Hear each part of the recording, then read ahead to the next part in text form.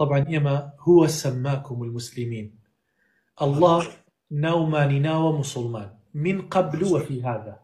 هرچی سيريكا هرچی أمتك هي پیغمبری بو ناردووە کە مسلمان ئەو کەسە بەو پێغەمبەرە ئیمانی هێنا و هاتۆتە سەر ئەو بەرنامەیە دینەکەی ئەو ئیسلام بووە، ئەویش مسلمان بووە. بۆیە خوای گەورە ناومانی ناوە مسلمان وەک ئومەتەکانی تریش هەر کەسێک پابند بە دینەکەەوە ناوی ناوە مسلمان.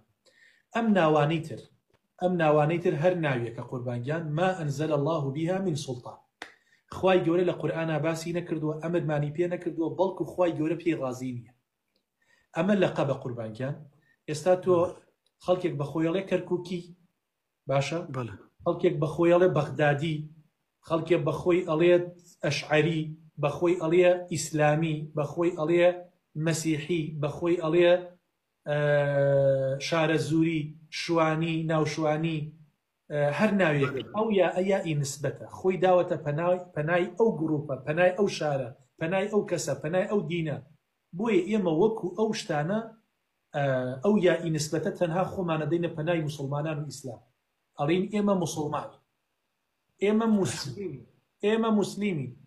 ئەنجا ئەگەر یەکێ لێمان ڕاستەوە بێ باشە هەموو خەڵک بەخۆی ئەڵێ مسلمان و ئەی ئەمە موفیرقەیە، کوا هەموو خەڵک بەخۆی ئەڵێ مسلمان؟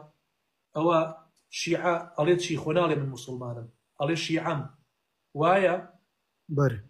ئەو تا ئەویش بەخۆی ئەڵێ ئەشعەریم، ئەمیش بەخۆی ئەڵێ سەلەفیم، ئەو بەخۆی ئەڵێ ئەثەریم، ئەو بەخۆی ئەڵێ مەدخەلی، ئەو بەخۆی ئەڵێ ئیخوانی.